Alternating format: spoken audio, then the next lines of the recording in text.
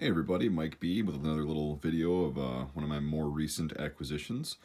We're going to be looking at the PTR GI, which is the PTR 91 economy version, we'll call it, that they kind of use military stocks and parts on and still build it to the same standards as their more precision rifles.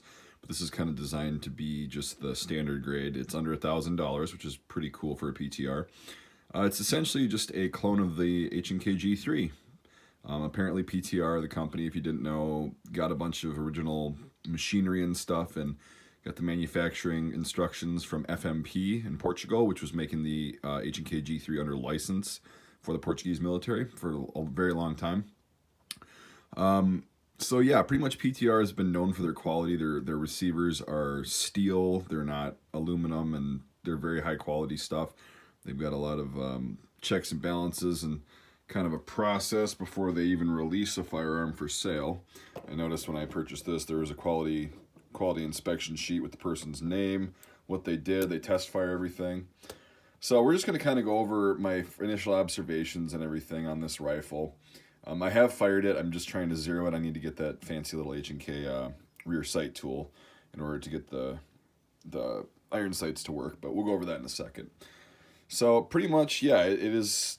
The only difference that I can tell between this and an actual G3 is the fact that there's a paddle release for the magazine, which I happen to love, because this button release, for me, is just a little bit too long. It's not like an AR-15 where it's right there. It's kind of a longer reach.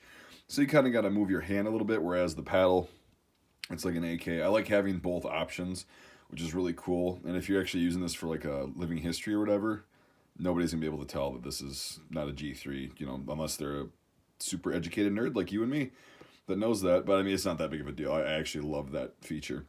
Other than that, it's pretty much essentially what you're going to get with a G3. It's, of course, semi-automatic. It's not select fire. Even though they use the original parts right here, you can see it's got safe, semi, and full automatic. It's actually, even if you switch it to full, it's still semi-automatic. The receiver's designed differently, and there's no way it can be converted, which is awesome. Because full automatic in the 308 battle rifle, yeah, not my cup of tea. Now, you're probably sitting here noticing, why don't you talk about the damn stock colors? Why is it so weird like that? Well, apparently it's pretty uncommon to see an H&K G3, like a military one, that's all matching, like the furniture's all matching. So we'll start from the back. We've got several different styles of green, or not even olive drab, because that's olive drab. So on the back, the actual butt plate itself, the plastic butt plate, is an olive drab, their standard OD green. This is an alpine green stock, which is, I actually love that color. It's pretty cool. And then you got the olive drab straight up grip, and then you've got the jungle green forearm, which is really cool because I got three different colors, or the three primary colors of the H&K G3 series stocks on one rifle, which was awesome. And it came like this. I didn't add to this. I haven't gotten a new stock set. Probably won't, because it's just kind of cool. And yeah, obviously I'll point out the big elephant in the magwell. This is something I got very lucky on several years ago when I purchased a lot of like grade 2 and 3 aluminum G3 mags. It's actually a Rhodesian used because of the FMP stamp. H&K did not send G3s to Rhodesia, but a small batch of them were sent by FMP in Portugal with the magazines. This would be a later one, so it's 5.76, so right at the very end of that conflict, but it was still probably carried by somebody after that. So this is kind of a prized possession. I just kind of wanted to show it off. I'm probably not going to get rid of it since I paid less than $1 for it, which is really nice for me. Just a cool collector's item, and it actually works. So for the sake of this video, I'm going to throw in a steel mag, which is what I think these look the best with. I like the steel mags. I like the weight of them, and this rifle's not something that you really want to carry around with this setup. It gets very heavy, so for me, I'm lazy and probably be a nice bench rest rifle. So what we've got here with the optic is the it's a Hensoldt Z2 or M2, some Americans call it, scope. It's almost like a 4-power. We'll call it designated marksmanship rifle scope. It's not really like high power, but it's not, a 1 power like an ACOG. It's got a little bit more than an ACOG. Let me see if I can actually show you the reticle on this. Yeah, it's probably not going to work. Anyway, it's just the German 3-post style. So if you don't know what that is, it's where you've got the two on the side and then the one in the middle. I just flicked everybody off. So it's like that. It's pretty cool, and you got the original claw mount, which is great about the. So the GI comes in 2 models. It's got the GI, which is this one, and it's just got this is how a standard rifle would have been issued.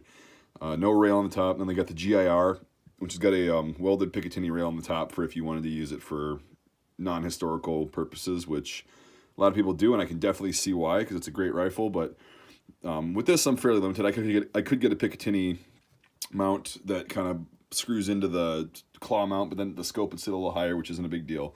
So eventually I might do that, but for historical purposes, I just kind of wanted to keep it as a DMR style rifle, which I really like. Yeah, you can see the selectors, the original selector, which is pretty cool.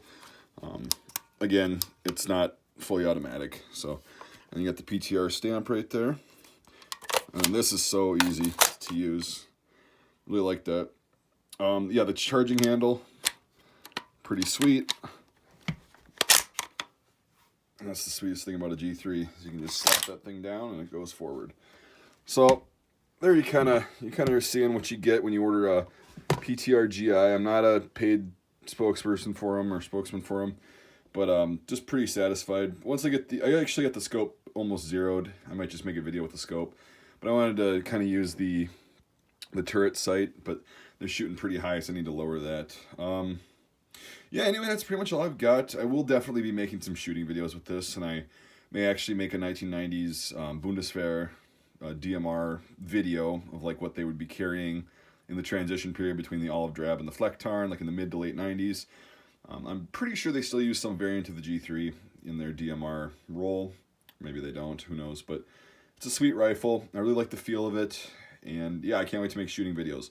So yeah, I hope you guys enjoyed the latest acquisition and kind of, you know, learn something about what you're going to actually be getting out of the box with a PTR GI or GIR. Yeah, I'm overall very happy with it. Less than $1,000, which is pretty cool. So anyway, thanks for watching, everybody. Go ahead and smash that subscribe button if you haven't already, and the thumbs up button. Make sure you hit the notification bell too, because I don't know if that's exactly working, but just to be on the safe side, you get notifications when I post new content. Also, consider becoming a supporter on Patreon. It helps me fund the channel, and although it's about 99% self-funded, a little bit of the crowdfunding helps offset like ammo costs, target costs, things like that, cost of like helmets that I shoot up for ballistic test videos, etc., etc. Just $1 a month gets you in, and that really helps out the channel to keep it going. So, thanks for watching, everybody. I really appreciate it, and let me know what you think.